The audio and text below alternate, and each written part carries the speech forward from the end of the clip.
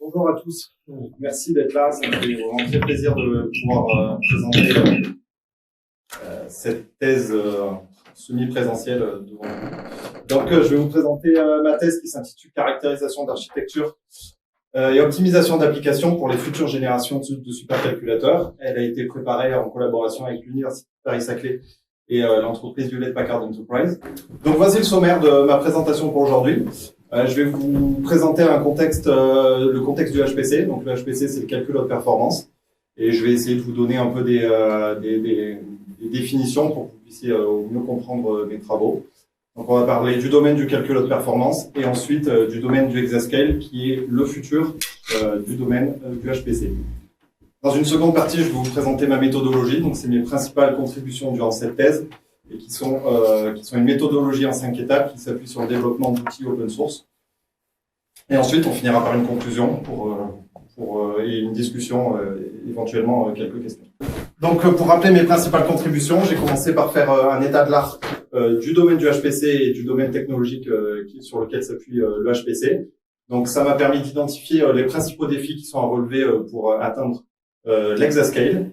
Et du coup, j'ai identifié certaines technologies à fort potentiel sur lesquelles il faudra s'appuyer pour pouvoir y arriver. Et en faisant ces études, j'ai aussi identifié des manques plutôt côté logiciel qui vont permettre de caractériser et sélectionner les plateformes et les architectures de calcul qui seront utilisées dans ces supercalculateurs. Ma principale contribution, c'est le développement de 4 logiciels en open source qui sont portables et qui se constituent de 2 benchmarks. Un benchmark pour caractériser le système mémoire et un autre pour caractériser les unités de calcul. 2 autres outils ont été ajoutés. C'est un outil pour suivre l'utilisation du bus mémoire et un autre pour suivre l'exécution des applications. Et tout ça a été empaqueté du coup dans une méthodologie en 5 étapes et c'est ça que je vais vous présenter aujourd'hui. Donc pour commencer, je vais vous introduire le domaine du calcul haute performance. Donc le calcul haute performance est intrinsèquement lié à la simulation numérique. Donc à l'origine, pour mettre en place une nouvelle théorie, ce qu'on faisait, c'est qu'on faisait des observations dans la nature et on essayait de développer une théorie pour comprendre ce qui se passait. Et avec des expériences physiques, on validait la théorie. Mais pour plusieurs raisons, notamment de coût, de vitesse et de faisabilité, il a fallu utiliser des simulations numériques, donc qui sont des simulations qui utilisent des ordinateurs pour pouvoir régler les problèmes que je viens de citer. Donc, cette simulation numérique, elle va dépendre directement de la puissance de calcul dont on dispose. C'est-à-dire que ces simulations numériques, elles utilisent des ordinateurs, et au plus vous aurez des ordinateurs puissants, au plus vous pourrez faire des simulations précises, mais aussi des simulations plus complexes. Donc, pour cela, on utilise des supercalculateurs. Donc, qu'est-ce qu'un supercalculateur? C'est en fait une agrégation de ressources de calcul. Donc, c'est une agrégation de serveurs de calcul. Et ces serveurs, individuellement, ils n'ont pas une grande puissance de calcul. C'est une puissance modérée. Et en fait, c'est le fait de les agréger tous ensemble qui en fait ce qu'on appelle des supercalculateurs, donc des machines qui ont une grande puissance de calcul. Et ces supercalculateurs, aujourd'hui, qui sont utilisés dans de nombreuses applications. On peut notamment penser à la sécurité de vos voitures, qui utilisent des supercalculateurs pour tester, par exemple, de nouveaux matériaux. Et là, on comprend bien l'ajout de la simulation numérique, c'est que ça évite de construire la voiture en vrai et de devoir vérifier les résultats en crachant la voiture en vrai. On peut aussi penser au rendu de visualisation, par exemple pour des films comme Avatar, qui a été rendu sur un supercalculateur et ça a mis plus d'1 semaine pour rendre le film final. On peut aussi penser en physique théorique à l'étude des trous noirs. Donc là, on se rend bien compte de l'utilité de la simulation numérique. C'est que pour étudier les trous noirs, on pourrait pas le faire, on pourrait pas réaliser ces expériences physiques. Donc la simulation numérique a un réel avantage de ce point de vue-là. Plus récemment, concernant le coronavirus, on utilise les supercalculateurs pour rechercher des nouveaux traitements et ça évite. Donc déjà, ça permet d'en tester plus rapidement un grand nombre. Et ça évite de faire des tests sur des humains qui pourraient être potentiellement dangereux. Et on peut éliminer un grand nombre de traitements qui ne seraient pas bons et ensuite tester seulement les valides sur les humains. Donc ma thèse, elle s'est passée chez Hewlett-Packard Enterprise, qui est un vendeur de supercalculateurs. Donc HPE aujourd'hui a une part de 15% dans le top 500. Donc le top 500, ça représente les 500 supercalculateurs les plus puissants de la planète. Et plus récemment, HPE a vendu en France le supercalculateur Jonzé, Donc, pour vous donner une idée de la taille que ça fait ce genre de machine, le supercalculateur Jean Zé, il fait 150 mètres carrés et il pèse 43 tonnes. Et dedans, il y a 1528 serveurs qui sont connectés ensemble pour pouvoir calculer et résoudre les applications. Donc, ce supercalculateur, il exécute 28 milliards d'opérations par seconde. C'est un peu dur à se rendre compte de ce que ça représente. Mais ces opérations, on les appelle aussi des flops. Et donc, ce nombre d'opérations par seconde, on le désigne par flops. Et aujourd'hui, l'objectif de l'industrie, c'est de faire un supercalculateur qui est 30 fois plus puissant que ça. C'est-à-dire qui est capable d'exécuter 10 puissance 18 opérations par seconde. Et on appelle ça un hexaflop. Et c'est pour ça que ça donne le nom au domaine de recherche, de développement de ces nouvelles plateformes. C'est le domaine exascale. Donc la question qu'on peut se demander, donc avant de se demander comment on va faire pour les construire, c'est est-ce qu'on a besoin d'en construire? Est-ce qu'on a besoin de plus de puissance de calcul? Donc moi, pour répondre à ça, je peux répondre par 3 axes. Le premier, c'est que on a un tsunami de données qui est généré. Donc on peut, par exemple, prendre l'exemple de vos téléphones portables, de vos montres connectées, des villes connectées. Tout ça génère chaque année 2 fois plus de données que l'année précédente. Donc on a une évolution exponentielle de la quantité de données qui est générée. Et il va falloir aller extraire la valeur de ce tas de données. On dit qu'il y a un gros tiers de cette donnée qui a une valeur pour le business. Et donc, il faut utiliser des applications pour aller extraire cette valeur. Le deuxième axe, c'est les applications qui sont utilisées, elles nécessitent des applications toujours plus complexes. On peut penser notamment aux applications d'intelligence artificielle qui sont très complexes et nécessitent de longues heures de calcul. Et c'est aussi pour ça, du coup, qu'il va falloir utiliser des machines plus puissantes. Et le dernier axe, c'est que ces applications doivent donner des réponses de plus en plus rapidement. Avec le temps, la valeur de la donnée, elle diminue. Si je prends un cas extrême, je peux par exemple parler des voitures connectées. Une voiture connectée, vous avez une application de sécurité, vous allez vouloir qu'elle vous réponde dans la milliseconde. Parce que si elle vous répond 10 secondes après, vous êtes mort. Donc, c'est un cas extrême, mais c'est pour vous expliquer que ces 3 axes, l'évolution de la quantité de données, des applications toujours plus complexes et un besoin de réponse rapidement, nous oblige à développer des plateformes 10 fois plus puissantes que les plus puissantes qui sont développées aujourd'hui. Et ça, c'est ce qu'on appelle, du coup, le domaine exascale. Donc, maintenant qu'on sait qu'on a besoin de ces puissances de calcul, on peut se demander quand est-ce qu'on va y arriver et est-ce il suffit d'attendre les prochaines générations de processeurs pour y arriver. Donc là, sur ce graphique, je vous ai représenté le classement du top 500, qui en fait, donc ce que je vous disais, c'est un classement qui sort 2 fois par an et qui liste les 500 supercalculateurs les plus puissants de la planète. Donc là, en abscisse, vous avez les années et en ordonnée, vous avez la puissance cumulée en flop, la puissance cumulée. Du coup, ça nous permet de nous donner une idée de comment évolue le domaine du HPC depuis une trentaine d'années. Donc si on regarde d'un peu plus près. On se rend compte que jusque dans les années à peu près entre 2010 et 2012, l'évolution de la performance des supercalculateurs, elle a augmenté d'un facteur 1000 tous les 11 ans. Tous les 11 ans, la puissance des supercalculateurs, a augmenté d'un facteur 1000. Ça peut être expliqué par plusieurs raisons, notamment par la réduction de la taille des transistors tirée par la loi de Moore, l'augmentation de la fréquence des processeurs, mais aussi l'utilisation de nouvelles unités de calcul comme les unités de calcul vectoriel. Et ça, avec la complexification des architectures, ça a permis de faire toujours plus de calculs avec des processeurs toujours plus puissants. Après 2013, on voit qu'il y a un ralentissement. On voit que maintenant, pour augmenter du même facteur 1000, on va mettre 23 ans. Donc, ce ralentissement, il peut être expliqué par la fin de la loi de Moore, mais aussi par le mur de la mémoire. Donc, le mur de la mémoire, c'est pour désigner la différence de performance qu'il y a entre les unités de calcul et le système mémoire. Et en fait, cette grosse différence entre ces 2 ressources critiques des architectures empêche les applications d'aller extraire la performance crête des architectures. Il y a aussi d'autres facteurs comme la consommation énergétique. Et depuis les années 2012, les processeurs continuent quand même à se complexifier, ce qui explique aussi l'augmentation des performances avec l'apparition de processeurs multicœurs et aussi l'apparition d'une hiérarchie mémoire.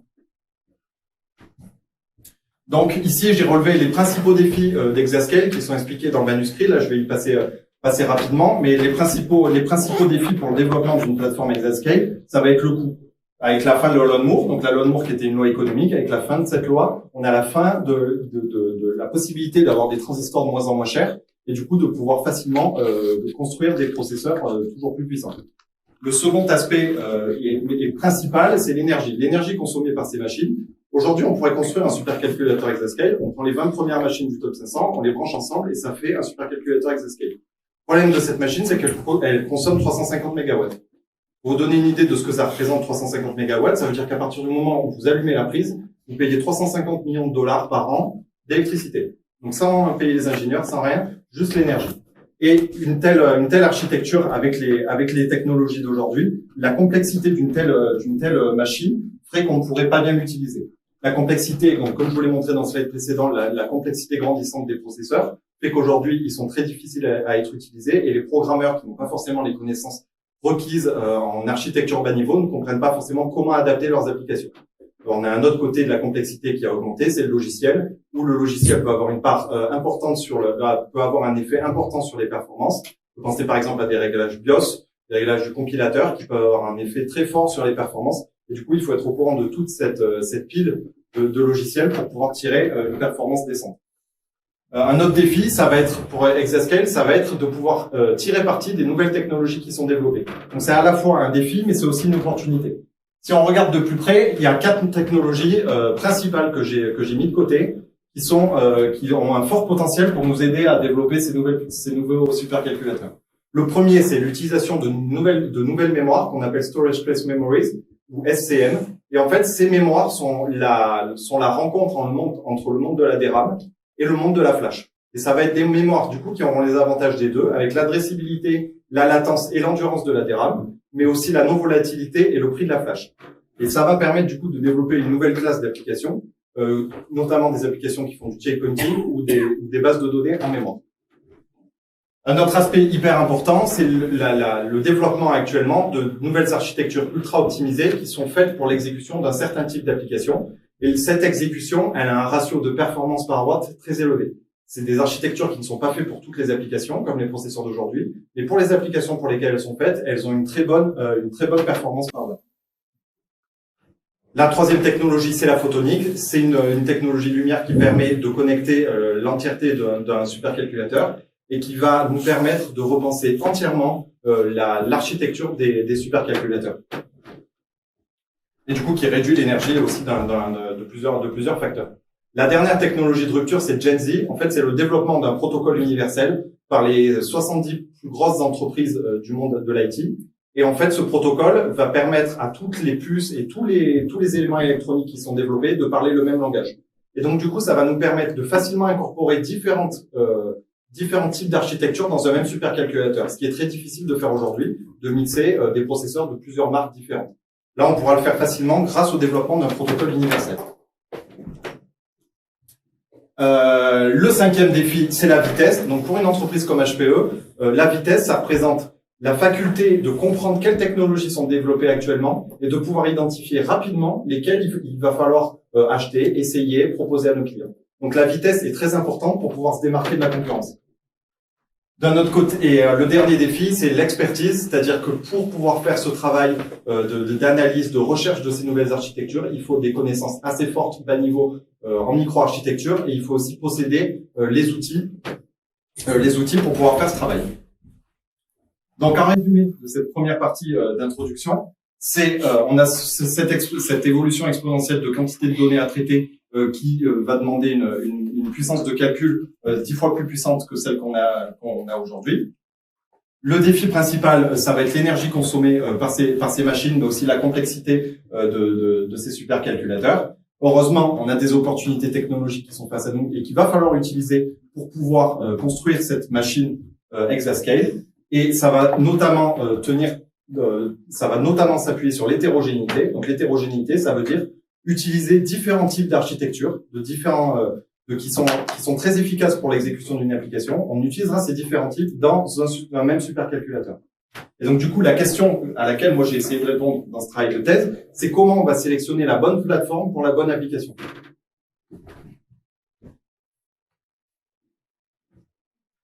Donc du coup, maintenant, je vais vous présenter ce que j'ai fait durant ce travail de thèse et qui sont mes principales contributions.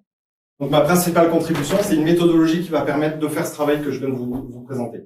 C'est une méthodologie en 5 étapes. Et pour chaque étape, j'ai développé des outils ou des méthodes qui permettent de répondre aux bonnes questions et d'avancer dans cette méthodologie. La première étape, c'est la recherche d'innovation technologique. C'est-à-dire qu'une entreprise comme HPE ou comme n'importe quel client de HPC va devoir se tenir au courant de toutes les innovations technologiques qui vont être faites dans le milieu. Donc, en gros, c'est tout ce qui va parler de Gen Z. Tout ce qui pourra parler le protocole Gen Z aura un potentiel parce qu'on pourra l'incorporer dans nos machines. Et donc, du coup, c'est quelque chose qui sera important et il faut être au courant de tout ce qui se développe aux quatre coins de la planète. Et pour ça, on va isoler des caractéristiques clés des machines pour savoir quelle est la viabilité de chaque architecture. Est-ce que c'est des machines qui ont un potentiel? Est-ce qu'il faut s'y intéresser? Est-ce qu'il faut les tester? Etc. Donc, les caractéristiques clés, j'en ai mis plusieurs dans mon manuscrit. Là, j'en ai mis 4. Donc, la première, c'est la bande passante mémoire économique. Donc, qu'est-ce que c'est? C'est la quantité de bande passante mémoire que vous pouvez avoir pour chaque dollar investi dans la machine. C'est la bande passante mémoire, c'est une ressource critique des architectures, comme je vous l'ai présenté tout à l'heure. Et donc, du coup, les clients ont besoin de savoir, pour chaque dollar investi dans une machine, combien de bande passante mémoire ils vont avoir. La seconde caractéristique, ça va être la puissance de calcul brute, qui est mesurée en flops. La troisième, c'est l'équilibre arithmétique. C'est le ratio entre la bande passante mémoire et la puissance de calcul. Et ça vous permet de donner une idée sur une architecture. Est-ce qu'elle est plus faite pour une application qui a besoin d'un grand débit mémoire ou plutôt pour une application qui fait du calcul? Et enfin, vu que l'énergie, c'est le plus gros défi, on va aussi regarder l'efficience énergétique et qui est représentée par le nombre de flops qui peuvent être exécutés pour tant de watts investis dans l'architecture. Donc, je vous donne un exemple simple qu'on peut faire sur un processeur Intel Xeon Skylake de 20 cœurs qui possède 2 unités AVX 512 et qui tourne à une fréquence de 2,2 GHz. Pour calculer la puissance théorique maximale, on multiplie le nombre de flops par opération, par 2 FME, par 2 opérations par FME, par la fréquence qui est de 2,2 GHz et par le nombre de cœurs, et on arrive facilement à partir des caractéristiques techniques, en fait, à calculer la puissance de calcul théorique des machines. On peut faire la même chose pour le débit mémoire théorique. Et en fait, cette première étape, avec des calculs assez simples, nous permet de faire une première liste d'architectures qui sont intéressantes et d'enlever celles qui ne le sont pas. Donc, dans la deuxième étape, ce à quoi on va s'intéresser, c'est la caractérisation de ces architectures. C'est-à-dire que maintenant, on va devoir avoir un accès physique à ces machines pour pouvoir les tester et vérifier ce qu'elles ont dans le ventre.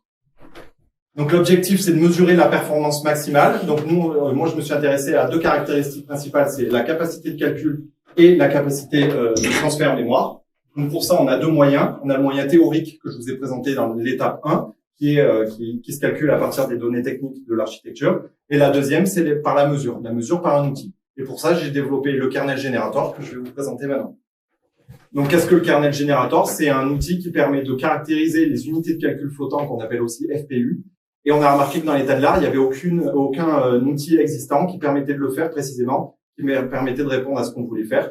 C'est-à-dire pouvoir mixer des instructions, tester des instructions de différentes tailles facilement, avoir une précision très très élevée, pouvoir caractériser le système d'exécution dans le désordre, pardon, et aussi vérifier la gestion des dépendances. Donc le kernel generator, là je vous donne un exemple de comment on le lance en ligne de commande. Là je vous ai donné l'exemple de 3 paramètres qu'on peut utiliser, il y en a d'autres. Le premier, c'est l'instruction AVX, ils font 128 bits. Le dernier, c'est une chaîne de caractères où dedans on peut mettre des A, des M, et des F qui permettent de générer un kernel de calcul qui fera soit des additions, soit des multiplications, soit des FME. Donc voici comment il fonctionne. Il génère un code assembleur. Ce code assembleur est injecté dans un template C++. Et dans ce template, on a des fonctions qui permettent de mesurer le temps pour exécuter cette boucle et le nombre de cycles pour l'exécuter. Donc, ce qui est bien avec la méthode que j'ai utilisée, c'est que je bypass complètement le compilateur. C'est-à-dire que je suis sûr que le compilateur va pas venir faire des optimisations dans mon dos, vu que je l'ai écrit en assembleur. Et je suis sûr que la mesure, elle va mesurer exactement ce que je souhaite. Une fois qu'on l'a compilé et exécuté, on peut obtenir les résultats de 2 formes, soit d'une forme graphique, soit sous forme de terminal. Donc, dans le terminal, on voit que pour cette exécution, on atteint un IPC de 2. Donc, l'IPC, c'est le nombre d'instructions par cycle. Donc là, on voit qu'on est capable d'exécuter 2 instructions par cycle. En forme graphique, on peut voir l'évolution du temps qui est mis du nombre de cycles qui est mis pour exécuter. Donc, on peut par exemple détecter un problème de refroidissement sur une machine, et on peut détecter différents problèmes. Donc, certains résultats que je vais vous présenter ici, qui sont présentés dans mon manuel. J'ai aussi des slides en backup, si vous voulez, pour la discussion. Je pourrais vous les montrer. Cet outil nous permet de vérifier les performances théoriques qui sont annoncées sur un processeur. Et donc 99% du temps, on arrive à atteindre les performances, 100% des performances maximales théoriques qui sont annoncées par un constructeur. Et il y a certains cas où on a vu qu'elles pouvaient être supérieures parce qu'on a des processeurs qui ont des systèmes de refroidissement très évolués. On est arrivé à atteindre 46% de performance en plus par rapport à celle annoncée par le fabricant.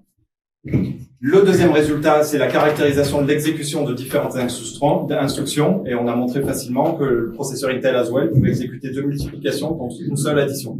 Et donc ça a expliqué la performance pour un grand nombre d'applications qui faisaient plutôt des additions que des multiplications et où on comprenait pas pourquoi on avait une perte de performance. Avec mon outil, ça a été très facile de se rendre compte que ça venait du processeur. J'ai un autre slide aussi en backup qui montre comment on peut caractériser le système out of order, donc d'exécution dans le désordre, et qui permet de compter le nombre de chaînes de dépendance que le processeur est capable de détecter dans un code. On a ensuite utilisé cet outil pour comparer deux FPU de différentes gammes d'un processeur Intel Skylake, et on a été capable de montrer que un processeur d'entrée de gamme avec une FPU AVX 512 était capable de fusionner deux instructions AVX 256, alors qu'un processeur haut de gamme n'était pas capable de le faire, et ça nous a permis de répondre à un appel d'offres en prenant ça en compte. Donc l'objectif, je vous rappelle, on a les deux caractéristiques auxquelles on s'intéresse, le calcul, la mémoire. Là, on s'est intéressé au calcul, maintenant on passe à la mémoire. Donc dans la première étape, on a vu comment on pouvait calculer le débit maximal théorique, et maintenant on va voir comment on peut le mesurer. Donc pour ça, on a développé un second outil qui s'appelle DMLMem. Donc DMLMem, c'est un outil qui permet de caractériser une architecture pour l'exécution de code utilisant des sauts, qu'on appelle aussi des strides. Donc les strides, c'est un motif d'accès qui est souvent utilisé dans les applications de HPC. Par exemple, si je vous montre un exemple de matrice, si on accède à la matrice en colonne, c'est-à-dire qu'on va prendre le premier élément, le 0, puis le 4, puis le 8, puis le 12, en mémoire, comme les données sont stockées de façon contigue, on va faire des sauts d'adresse mémoire d'une taille de la ligne de la matrice. Et le système mémoire, il est capable de détecter ces sauts et il est capable de prédire que vous êtes en train d'accéder en colonne. Il va prévoir ces accès et commencer à transférer les données avant que vous en ayez besoin. Mais du coup, il faut que ce système de prélecture il soit très efficace et on a voulu développer un outil qui permette de caractériser ce système et vérifier qu'il fonctionne pour différentes tailles de sauts et dans d'autres configurations. Donc c'est l'objectif de notre outil, c'est donc de caractériser le système, mais aussi d'attirer l'attention du programmeur. On va lui montrer ce qu'on arrive à faire avec notre outil, qu'il comprenne que le processeur c'est quelque chose de très complexe et que peut-être ça va lui donner des idées pour développer son application. Et dans l'état de l'art, on n'a trouvé aucun outil qui permettait de faire ça. Stream et LNbench, qui sont les deux benchmarks les plus utilisés, ne permettent pas de faire cette caractérisation précise de saut. Donc, un exemple de comment fonctionne le benchmark. Donc, il accède ici à 3 jeux de données en gris. Donc, la taille du jeu de données évolue pour remplir tous les niveaux de la hiérarchie mémoire. Et pour chaque jeu de données, on y accède par 2 strides, donc par 2 sauts. Un premier saut de 8 bytes qui accède à tous les éléments du tableau, et un second en violet en dessous qui accède à un élément sur 2. Et du coup, l'outil permet de faire ces tests sur un grand nombre de tailles de sauts. Ça, c'est le résultat qui est donné dans le terminal. Donc, on voit pour chaque colonne 8, 64 et 256. Donc, c'est les différentes tailles de stride. On voit que pour chaque ligne, qui sont différentes tailles de jeux de données, on voit le débit mémoire qui est capable de tirer l'application. On a une seconde vue graphique qui montre l'évolution en fonction des strides de la quantité de données qui est extraite. Je vais le zoomer juste après. Pour le développement, on a développé de nombreuses méthodes de vérification qui permettent d'être sûr qu'on mesure les bonnes choses et que là aussi le compilateur ne vient pas faire quelque chose dans notre dos. On a développé plein d'options, notamment des optimisations d'unrolling, et on a permis l'utilisation des pages larges. Le programme est utilisable en API pour pouvoir changer tous les corps. Donc là, c'est un exemple de l'utilisation de l'outil. Par exemple, pour 2 sauts de taille de couleurs similaires. Donc en bas, je reprends. En abscisse, on a l'évolution de la taille du jeu de données. Donc dans les premières parties, elle est dans le cache L1, à la fin, elle est en mémoire. Et en ordonnée, on a la bande passante mémoire. Pour 2 couleurs similaires, donc là en bleu, on a un saut de 73 704 et un saut de 73 728 bytes. Et on voit que pour 2 tailles de sauts qui sont quand même assez similaires, on a la performance qui s'effondre d'un facteur 4 entre les deux. Et avec notre outil, du coup, on peut montrer que pour certaines tailles, il y a un problème. Et du coup, on peut espérer pouvoir expliquer la performance d'une application, et expliquer qu'il va falloir faire des optimisations, notamment du padding. Les autres résultats qu'on a pu avoir, c'est qu'avec cet outil, on peut mesurer la taille d'une ligne de cache assez facilement, mais d'autres outils le font. On peut mesurer l'impact du compilateur sur le débit mémoire. L'évaluation de la performance de différentes tailles de stride, ça c'est ce que je vous ai montré. La mesure du débit mémoire maximal atteignable, ça c'était pour ça à la base qu'on avait aussi développé cet outil. C'est comme Stream mesurer combien on arrive à tirer. Et là, on voit que nous, on est 5% meilleur que Stream, alors que Stream est le benchmark le plus utilisé dans l'industrie du HPC. On a aussi montré la validation du fonctionnement de différents prélecteurs mémoire. Et dans une expérimentation, j'ai montré que dans certains cas, il fallait mieux désactiver le prefetcher et le faire manuellement. Modélisation de la performance. Donc, dans les deux premières étapes, on s'est occupé de trouver ces architectures et de les caractériser. Maintenant, on va s'intéresser plutôt aux applications pour comprendre quels sont leurs besoins. Et ensuite, on fera matcher les deux. Donc, une application, ce à quoi on va s'intéresser, c'est à extraire ce qu'on appelle les kernels ou les points chauds ou les hotspots. On va essayer d'extraire ces parties parce que c'est les parties dans lesquelles le code passe le plus de temps. Et donc, c'est sur celles-là qu'il va falloir travailler et optimiser. C'est là qu'on aura le plus grand gain. Donc, pour extraire ces kernels, on a un outil qui s'appelle OProfile++, qui se base sur OProfile, l'outil du Linux, et qui permet de faire, du coup, cette partie est commune avec OProfile, d'extraire les fonctions qui sont le plus utilisées dans le code. Et ensuite, on va regarder ces lignes de code pour pouvoir modéliser les performances. Donc, pour la modélisation, il y a plusieurs outils qui sont disponibles, notamment le Roofline Model, qui permet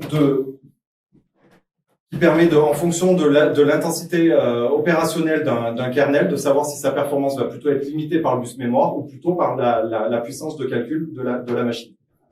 J'ai développé un second modèle qui s'appelle le Simple Memory Model, qui permet à partir de la lecture du code source de calculer les performances maximales théoriques d'un kernel, juste en la mettant en lien avec les caractéristiques de l'architecture. Donc, je vais vous montrer un exemple. On va regarder le kernel de triade, de Stream. Donc, qu'est-ce qu'il fait ce kernel? Il prend deux tableaux B et C, par lesquels il fait une addition et une multiplication, et il stocke le résultat dans un troisième tableau A. Donc, avec le Simple Memory Model, je peux facilement calculer le temps optimal qu'il va falloir pour son exécution. Donc, si on prend un exemple de 3 tableaux de 20 GB, il va falloir lire B et C, forcément parce qu'ils sont en entrée, et écrire A, ce qui fera un total de 58,8 GB. Et donc, le temps optimal sur un bus qui peut atteindre 105 GB seconde, ça, on l'a mesuré avec DMLMem dans l'étape précédente, on va pouvoir atteindre, le temps optimal pour cette routine sera de 0,56 secondes. Sélection des plateformes. Hop. Donc, dans les deux premières étapes, on s'est intéressé aux machines. Dans la troisième, on s'est intéressé aux applications. Et donc maintenant, il va falloir savoir comment on choisit la bonne architecture pour notre application. Donc, cette sélection de plateforme, elle prend d'autres choses en compte. Il y a notamment le budget, qui est très important. Donc, le coût du matériel va devoir être pris en compte. Si des accélérateurs sont 10 fois plus chers, les industriels, ils seront pas prêts à le payer. Il faut notamment prendre en compte l'énergie, la surface qui est prise par les accélérateurs. Et d'un autre côté, plutôt programmationnel, il va falloir prendre en compte l'effort qu'il va falloir faire pour porter le code sur cette nouvelle architecture. Est-ce que ça va être facile à faire? Est-ce qu'il faut juste changer de compilateur? Il faut utiliser un nouveau langage? Tout ça, c'est des choses à prendre en compte. Et en fonction du temps disponible par le client, il va prendre une décision différente. Et ensuite vient la dernière étape, qui est le portage de code. Le portage de code, c'est la transformation du code pour pouvoir être exécuté sur la machine qu'on a sélectionnée dans l'étape 4. Donc, ce portage de code, ce qu'on préconise, c'est l'utilisation toujours des librairies optimisées qui sont données par le constructeur de la machine. On peut penser notamment à Nvidia qui donne des routines ultra optimisées pour ses GPU. Mais en règle générale, il faut plutôt utiliser les librairies qui sont données par le vendeur. Et pour ça, une fois que c'est fait, on va pouvoir valider le modèle qu'on a fait dans l'étape 3 pour voir est-ce que on atteint bien la performance à laquelle on s'attendait. On avait modélisé à l'aide des modèles de l'étape 3. Donc pour ça, on a développé 2 outils. Donc le premier outil que j'ai développé, c'est OProfile++, que je vous en ai présenté une partie tout à l'heure, et le deuxième, c'est YAML. Le premier outil, OProfile++, il permet de trouver les points chauds, donc les hotspots que je vous ai montré tout à l'heure, mais il permet aussi de faire de l'analyse et de résumer les performances des boucles critiques pour calculer l'IPC, le nombre de cycles par boucle et le nombre de flops. L'implémentation, elle est basée à la fois sur OProfile et sur OBJDump. Donc, OProfile est utilisé pour compter les événements, donc les cycles et le nombre d'instructions, et OBJDump pour obtenir les instructions assemblage. Et donc, qu'est-ce que fait cet outil? Donc là, le profil qui est récupéré par OProfile, les instructions assembleur par OBJDump. Et en fait, l'outil, il fait le match entre les instructions assembleur et leur profil et donne un résumé des boucles critiques de l'application qui permet de voir comment le code est exécuté, est-ce que telle instruction a un problème et pouvoir faire des analyses beaucoup plus poussées. Le second outil développé, c'est YAMB. Donc YAMB, c'est un outil qui permet de suivre l'évolution du trafic mémoire en affichant 3 courbes sur un graphique, le nombre de lectures, la quantité de lecture, la quantité d'écriture et le total. Son implémentation, elle est basée sur LinuxPerf. J'ai choisi ça pour espérer que ce soit le plus facilement portable sur de nouvelles architectures. Son exécution, elle est facilement lançable en ligne de commande, avec un start, un stop, et au milieu, on peut soit attendre un certain temps, soit lancer une application. Ça, c'était vraiment une demande forte qu'on a reçue de la communauté, c'était de pouvoir utiliser des outils où on a seulement besoin de se connecter sur un serveur pendant une exécution, pouvoir regarder le trafic mémoire et s'enlever, sans avoir besoin d'attendre la fin de l'application, sans avoir besoin de la lancer entièrement. C'était vraiment quelque chose d'important et qui a posé quelques difficultés. J'ai ajouté aussi une option qui permet d'annoter le graphique. À partir du code source, vous pouvez donner un nom d'événement et une couleur, et ça va l'afficher sur le graphique que je vous montre ici. Donc ici, on voit l'évolution du trafic mémoire et on voit que dans le code, j'ai marqué, par exemple, au début de l'entrée dans le benchmark string, j'ai marqué setup. Et du coup, on voit que tout ce qui est entre setup et main loop, c'est la partie de code qui est responsable. On connaît la partie de code qui est responsable de ça. Et du coup, ça permet d'identifier très facilement quelle partie du code fait quoi, et du coup, de savoir sur quoi il faut travailler. Donc, si on fait une application à stream à notre kernel qu'on a vu tout à l'heure, on continue. Donc, la version originale, on la compile et on l'exécute sur le processeur qu'on a vu tout à l'heure, et on met 0,79 secondes. Or, je vous rappelle qu'avec notre Simple Memory Model, on avait pensé qu'on devrait atteindre une performance optimale de 0,56 secondes. Donc, on voit qu'il y a un gros écart. Donc, Stream, il mesure 80 GB de bande passante, alors qu'avec DML-même, on avait montré qu'on pouvait atteindre 105 GB. Donc là aussi, on voit qu'on perd plus de 20% de performance. Et avec YAMB, ce qu'on va pouvoir regarder, c'est on va regarder comment le trafic mémoire se répartit entre les lectures et les écritures. Et on voit qu'il y a quelque chose qui est dérangeant. C'est qu'on a une écriture pour 3 lectures. Alors que quand on avait lu le code et qu'on l'avait modélisé avec Simple Memory Model, on disait qu'il fallait qu'il fallait 2 lectures pour une écriture. Inversé d'ailleurs. Donc, sur ce processeur, il y a une optimisation. Alors, en fait, je vous explique le problème. C'est assez simple. C'est que le processeur de base, il va lire le tableau A alors qu'il est seulement en écriture. Alors, il n'y a pas besoin de le lire parce qu'on va forcément tout écrire et on va écraser les données qu'il y a dedans. Donc, il faut expliquer au compilateur et au processeur qu'il n'a pas besoin de le charger. Et donc, pour ça, il y a une optimisation sur le processeur Intel qui permet de faire ça. Et là, on voit que cette version optimisée, cette fois, on atteint 0,59 secondes, qui est beaucoup plus proche du modèle qu'on avait fait de performance.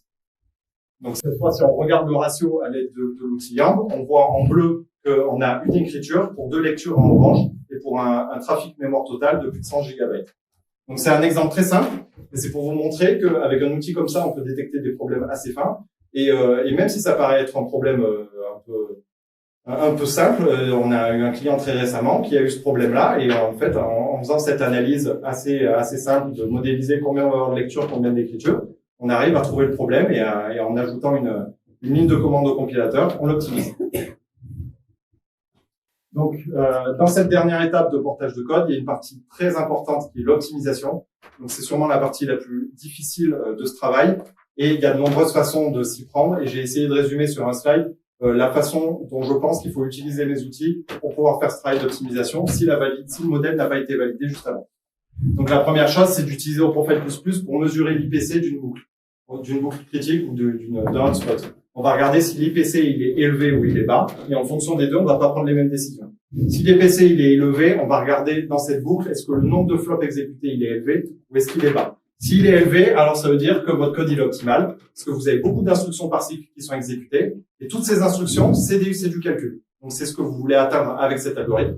La seule façon d'atteindre une meilleure performance, ça sera de changer l'algorithme. Si par contre le nombre de flops il est bas, le problème peut venir de différentes raisons, notamment 2. Ça peut être un problème de parallélisation, où on a un déséquilibre sur les process MPI, où il y en a un qui va faire une attente, donc un wait, il va exécuter plein d'instructions wait, donc du coup l'IPC va augmenter, on va avoir l'impression que le code il fonctionne à fond, alors qu'en fait il fait juste de l'attente. Et donc du coup il va peut-être falloir regarder avec d'autres outils comment le code est-ce que le code est bien parallèle et est-ce qu'il a bien été fait. On peut regarder aussi côté vectorisation, si les instructions vectorielles sont utilisées. Si on a beaucoup d'instructions d'IPC, on a un IPC élevé et qu'on n'utilise pas de vectorisation, on n'aura pas un grand nombre de calculs. D'un autre côté, si l'IPC il avait été mesuré bas, là cette fois on va plutôt s'intéresser à la quantité de données et à l'utilisation du bus mémoire. Donc si le bus il est saturé avec le profile plus, on va s'intéresser plus précisément à des instructions qui ont un grand CPI ou un groupe d'instructions avec un grand CPI, donc c'est par instruction. Et si le bus il est pas saturé, par contre, on va s'intéresser à des problèmes de localité de données ou des conflits de cache. Peut-être que les données ont été évitées du cache, elles sont plus présentes et donc du coup on a un problème. On ne sature pas le bus mémoire, mais on a quand même un problème parce que les données ne sont pas là. Donc voilà, là je vous ai présenté ma méthodologie avec les outils qui permettent de répondre à certaines questions dans chaque étape et qui permettent d'avancer et faire ce travail pour la recherche de nouvelles architectures. Donc en conclusion, mes contributions principales, elles ont commencé par l'écriture du manuscrit. Donc pour ceux qui l'ont lu ou ceux qui l'ont en main, vous pouvez voir qu'il y a une grande partie qui est réservée aux annexes. Donc ces annexes, elles ne sont pas optionnelles, ça a été vraiment un gros travail. Et la première annexe, je l'ai consacrée à la description de l'architecture des processeurs. Donc pour décrire les circuits logiques, l'évolution des techniques de transistors, les nouvelles mémoires. Et aussi, je me suis intéressé à la hiérarchie mémoire pour expliquer la gestion des caches et du coup pouvoir expliquer ensuite avec mes outils, savoir quels outils il fallait que je développe et comment les développer. C'était un travail très important et assez long. Une seconde annexe a été l'écriture d'une partie consacrée aux compteurs matériels. Donc ces compteurs, ils sont utilisés pour suivre la performance d'un code. Et cette science, en fait, des compteurs matériels, c'est quelque chose de très compliqué parce que c'est très peu documenté. Et c'est très difficile de savoir et de savoir comment on peut développer de nouveaux outils. Et en travaillant chez HPE, j'ai pu profiter de travailler avec des gens hyper expérimentés dans ce domaine et qui ont pu me transférer beaucoup de connaissances. Et je me suis dit que le meilleur moyen pour que la communauté puisse participer à la programmation de mes outils et m'aider à les développer, c'est de leur passer en premier lieu les connaissances. Seconde contribution principale, bien sûr, c'est le développement du coup de cette suite d'outils qui est en libre accès. Donc l'idée, c'est que d'autres personnes me rejoignent pour développer et pour porter ces codes sur ces nouvelles architectures. Et donc ça a été le développement du coup de 4 codes qui sont très faciles d'installation parce qu'on sait qu'il y a beaucoup d'utilisateurs qui n'installent pas les logiciels parce qu'ils sont trop durs à être installés. Donc vraiment, c'était un point très fort, c'était l'installation. Une facilité d'utilisation dans un domaine industriel où il faut souvent des droits administrateurs. Donc développer des outils qui peuvent faire des choses bas niveau a été assez difficile. Et du coup, l'idée principale de ce développement d'outils, c'était de développer des outils petits, mais qui répondent à des réponses précises. Parce qu'on voulait plutôt un outil qui répond à des questions simples, plutôt qu'un outil qui fasse tout. Et enfin, du coup, le développement d'une méthodologie, ça a été décidé pour aider les gens à comprendre comment j'avais appris à fonctionner dans l'équipe et essayer d'expliquer comment on peut utiliser ces outils et les guider pour les utiliser, caractériser les applications, caractériser les architectures, modéliser les performances et faire de l'optimisation. Donc j'ai d'autres résultats dont j'ai pas forcément parlé. Ça a été à l'aide de cet outil la découverte d'un bug majeur dans un accélérateur très connu, mais qui est malheureusement confidentiel. Et qui de remarquer qu'il y avait un problème majeur dans l'architecture et qui n'était simplement pas du tout utilisable pour les applications pour lesquelles il avait été fait. Le kernel generator, il a pu être publié dans une conférence internationale et aujourd'hui il est utilisé dans un soft HPE. C'est HPE Confidence. En fait, c'est un outil qui permet d'automatiser les vérifications en après-vente, c'est-à-dire quand le supercalculateur il est installé chez le client, mon outil il est lancé automatiquement et il permet de mesurer la performance du supercalculateur et de vérifier qu'il n'y a pas de problème, notamment des problèmes de surchauffe. Grâce à la méthodologie, avec Thomas Guns qui est présent dans la salle, on a pu gagner le premier prix de l'optimisation du hackathon du HPC 2018 qui était organisé par Gency et Intel. Le but, c'était de travailler sur une application de physique des particules et on a pu améliorer d'un facteur 10 la performance de l'application, nous permettant de gagner le prix de l'optimisation.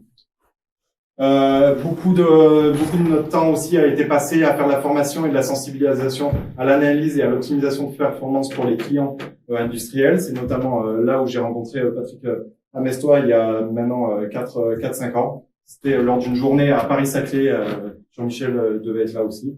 Où on avait parlé de tout ça, de cette complexité grandissante des architectures et du besoin d'avoir des outils pour pouvoir répondre aux questions et pour que les clients comprennent puissent comprendre leurs applications. Il y a d'autres aspects du coup autour de cette thèse. Ça a été le fait de faire une thèse en entreprise.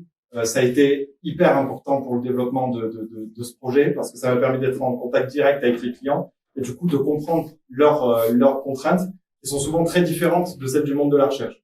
Donc il y a beaucoup de choses qui sont développées et qui sont très bien dans le monde de la recherche, mais qu'on a aucune application dans le monde industriel parce que pour plusieurs raisons de faisabilité, d'utilisation ou simplement de résultats. Donc ça, c'était vraiment quelque chose de très important pour développer les bons outils pour les acteurs du milieu industriel. C'était de travailler beaucoup dans une entreprise comme HPE. Mais travailler chez HPE, ça m'a permis aussi de pouvoir présenter mes travaux à de nombreuses personnes et à participer à des conférences, notamment en 2017 où j'ai pu présenter les compteurs matériels et les outils de profilage de performance au HPE TES. Et en 2018, j'ai présenté un peu plus largement mes travaux de thèse, présenté ma méthodologie. Et donc du coup, ce travail m'a permis d'être sélectionné à l'HPE TechCon, qui est la plus grande conférence interne à HPE technologique. Et donc chaque année, il y a plus de 500 papiers qui sont envoyés à cette conférence. Et le mien a été sélectionné. Et c'était la première fois qu'un doctorant était sélectionné pour cette conférence. Et donc c'était vraiment important. Et ça nous a montré que du coup l'entreprise comprenait le travail que je faisais et était du coup aligné avec ce travail. Et du coup, j'ai pu en parler avec les grands décideurs d'HPE. Un autre aspect, du coup, un dernier, ça a été de pouvoir donner des cours à côté de ma thèse pendant 3 ans à l'IUT de Grenoble en C++ et bases de données, qui a été une super expérience pour moi. Et enfin, on y arrive au slide de fin où je souhaite remercier du coup toutes les personnes qui m'ont aidé dans ce travail. Donc, je pense notamment à toute l'équipe de Hewlett-Packard Enterprise qui me suit depuis maintenant 7 ans à travers mon alternance et du coup mon travail de thèse. Et plus largement, je voulais tous vous remercier pour votre aide, soit technique, soit amicale, et soit sportive pour ceux qui jouent au foot.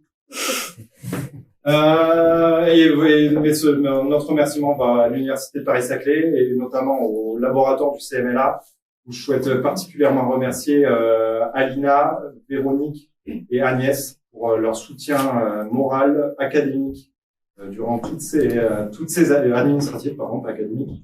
Mais ouais, il y a eu beaucoup d'annulations de billets, de reprises, et je leur en suis vraiment reconnaissant de m'avoir aidé à passer tout ça. Et pour finir, je souhaite remercier du coup le jury qui a accepté de suivre cette thèse, notamment mes 2 rapporteurs Jean-François et Patrick, qui ont écrit 2 rapports très intéressants et très détaillés et qui ont pris du temps pour lire un manuscrit qui fait peut-être un peu peur premier abord. Mais voilà, ils l'ont lu et ça m'a fait très plaisir de lire leurs commentaires. Et maintenant, je remercie du coup les 2 examinateurs qui ont accepté de noter mon travail, qui sont Jean-Michel et Jean-Yves. Je vous remercie fortement et chaleureusement d'être ici aujourd'hui. Et finalement, remercier mes 2 directeurs de thèse, Patrick et Christophe, qui m'ont suivi et guidé durant ces années. Je vous remercie fortement. J'ai un slide pour remercier la famille, mais je pense que je suis un peu juste en temps et je le ferai pour ceux qui restent tout à l'heure.